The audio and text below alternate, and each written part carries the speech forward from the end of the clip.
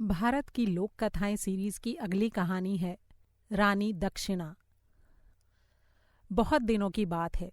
राजस्थान में एक राजा था। उसका नाम कमल सिंह था। उसका राज्य तो छोटा ही था, फिर भी वो अमीर और खुशहाल था। लेकिन कमल सिंह को इतने से संतोष न था। वो बहुत कुछ करना चाहता था। उसने एक बहुत बड़ी और मजबूत सेना बनाई। कुछ ही दिनों में वो एक शक्तिशाली राजा बन गया। लेकिन ज्यादा अमीरी और बल के कारण वो बहुत हठी और अभिमानी हो गया। मूर्खों जैसे काम करने लगा। एक दिन कश्मीर के कुछ सौदागर उसके राज्य में आए। वे अपने साथ बहुत सारी केसर लेकर आए थे। वे उसे राजा को बेचना चाहते थे। केसर बहुत कीमती होता है। लेकिन कमल सिंह उन सौदागरों को ये जतलाना चाहता था कि वो कितना अमीर है, इसलिए उसने सारा केसर खरीद लिया। इसके बाद उसने हुक्म दिया कि उस केसर को एक गड्ढे में फेंक दिया जाए। कमल सिंह की इस मूर्खता पर धन और समृद्धि की देवी लक्ष्मी उससे नाराज हो गईं। उन्होंने उस बेवकूफ राजा को सबक सिखाने का निश्चय किया। राजा की मति फिर गई। वो जुआ खेलना सीख गया। अब वो रात दिन जुआ खेलता रहता था। धीरे धीरे वो अपनी सारी संपत्ति और सारा राज्य भी जुए में हार गया। अब वो बेहद गरीब हो गया। अपमान, गरीबी और निराशा की हालत में वो अपना राज्य छोड़कर चला गया। उसके साथ उसका लड़का अश्विनी और उसकी बहू दक्षिणा भी थे। दुखी मन से अपने सूजे हुए पैरों को घसीटते हुए वे पैदल चलते रहे। चलते चलते एक दूसरे राज्य की राजधानी में जा पहुंचे। वहां पहुंचकर उन्होंने निश्चय किया कि वहीं रहकर अपना भाग्य आजमाया जाए। उन्होंने अपने रहने के लिए शहर के बाहर एक झोंपड़ी बनाई और गुजर बसर के लिए मेहनत मजदूरी का काम करने लगे। राजा और राजकुमार दोनों कभी पत्थर तोड़ते, कभी बोझा ढोते, कुओं से पानी खींचते और इसी तरह के और भी बहुत से काम करते थे। राजा की बहू दक्षिणा बहुत भली और समझदार लड़की थी। वो हर हाल में खुश रहती थी, मेहनत से काम करती और घर को अच्छी तरह से संवार कर रखती थी। उसने अपने पति और ससुर से कह रखा था कि वे अपनी मजदूरी का पैसा घर लाने के अलावा कोई न कोई और चीज भी रोज साथ लेकर आएं। दोनों ने उसकी बात मान ली थी। वे हर रोज मजदूरी के अलावा कोई न कोई चीज भी साथ लाते थे। कभी ईंट का टुकड़ा उठा लाते, कभी लकड़ी का कुंदा और कभी कोई टेढ़ा मेढ़ा पत्थर या सब्जी तरकारी ले आते। जो कुछ भी उनके हाथ पड़ता उसी को दक्षिणा के पास लाकर रख देते। एक दिन उन्हें एक मरे हुए सांप के अलावा और कुछ नहीं मिला। अश्विनी ने सांप को दुम से पकड़कर उठाया और उसी को लेकर घर आ गया। जब वो घर पहुंचा तो उसने मरे हुए सांप को झोंपड़ी की छत पर फेंक दिया। दूसरे दिन शाम को जब कमल सिंह और उसका बेटा घर लौट रहे थे तो उन्होंने देखा कि शहर में सनसनी सी फैली हुई है। उन्होंने एक राह चलते आदमी को रोककर पूछा कि ये माजरा क्या है। तुम्हें इतनी बात भी नहीं मालूम? उस आदमी ने कहा, आज सवेरे सवेरे रानी का एक कीमती हार खो गया। वो हार खिड़की की चौखट पर रखा हुआ था। अचानक कहीं से एक चील आई और एक ही झपट्टे में हार लेकर उड़ गई। राजा ने ऐलान करवाया है कि जो कोई उस हार को वापस लाएगा उसे बहुत सा इनाम दिया जाएगा। जब कमल सिंह और अश्विनी घर आए तो उन्होंने रानी के हार की बात दक्षिणा को बताई। दक्षिणा ने चौंक कर कहा, रानी का हार? मेरा ख्याल है कि वो हार मेरे पास है। ऐसा कहते कहते उसकी आंखें चमकने लगीं। हार और तुम्हारे पास? तुम्हारे पास हार कहाँ से आया? वे दोनों एक साथ बोल उठे।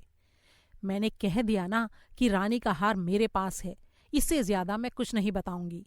जाओ, फौरन महल में जाओ और पता लगा कर आओ कि उसको लौटाने पर क्या इनाम मिलने वाला है, दक्षिणा ने कहा। अश्विनी दौड़ा दौड़ा महल में पहुंचा और पुकार कर बोला, राजा के अधिकारियों, अगर हार का पता लग जाए तो महाराज लाने वाले को क्या इनाम देंगे? अधिकारियों को इस बारे में कुछ पता नहीं था। वे राजा के पास पूछने गए। राजा ने कहा, उस आदमी से कह दो कि हार लाने वाले को कोई भी उचित चीज जो वो मांगेगा वो दे दी जाएगी। अश्विनी ने यही बात घर आकर दक्षिणा को बताई। दक्षिणा ने कहा, तो चलो जल्दी करो, हम राजा के पास चलते हैं। दक्षिणा अपने पति अश्विनी के साथ महल की ओर चल दी। महल में पहुंचकर वो राजा रानी से मिली और उसने बहुत ही अदब से रानी का हार उसे सौंप दिया। उसने रानी से पूछा, महारानी जी, क्या आपका खोया हुआ हार यही है? रानी ने खुश होकर कहा, हाँ हाँ यही है, मगर ये तुम्हें कैसे मिला? दक्षिणा ने जवाब दिया, महारानी जी, आज सवेरे मैं अपनी छोटी सी झोंपड़ी के बाहर खड़ी थी कि तभी एक चील आई और झोंपड़ी की छत पर बैठ गई। ये हार उसकी चोंच में था। हुआ ये कि मेरी झोंपड़ी की छत पर एक मरा हुआ सांप पड़ा था। चील ने हार तो गिरा दिया और सांप उठाकर उड़ गई। रानी ने कहा, क्या किस्मत है, मैं तो सोच रही थी कि अब ये हार मिलने वाला नहीं। हम तुम्हारे बड़े ही एहसानमंद हैं। अब तुम ये बताओ कि इसके बदले में तुम क्या इनाम लेना चाहती हो।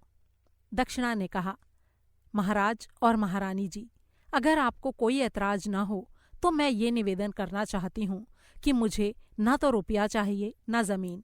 मैं सिर्फ ये चाहती हूँ कि दिवाली की रात को शाही महल के समेत शहर के किसी भी मकान में दिए ना जलाए जाएं।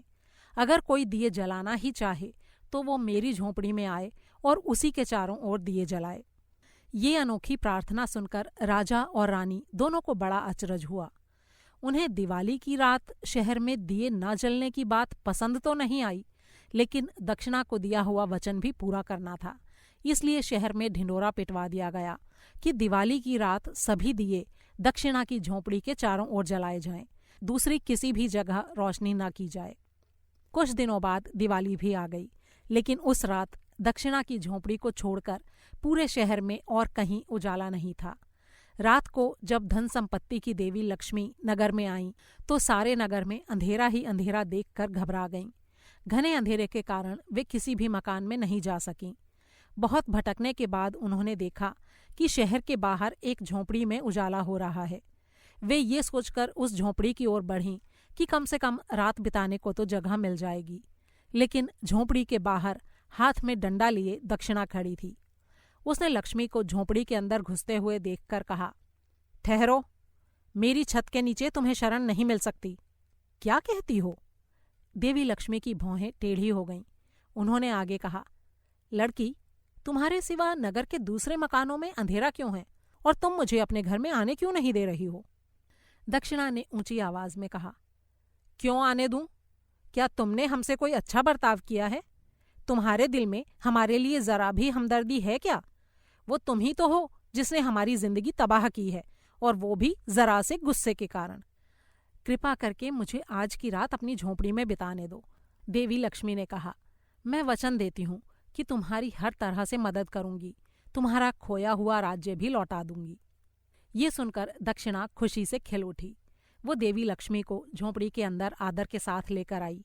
लक्ष्मी जी ने वो रात वहीं बिताई और कमल सिंह के घर को सुख सौभाग्य का आशीर्वाद दिया। दूसरे दिन सवेरे दक्षिणा ने देखा कि उसकी झोंपड़ी सोने और जवाहरातों से भरी पड़ी है। इसके बाद कमल सिंह, अश्विनी और उसकी समझदार पत्नी दक्षिणा तीनों अपने राज्य को वापस लौट आए। लक्ष्मी की कृपा से कुछ ही दिनों में उनको अपना खोया हुआ राज्य भी वापस मिल गया।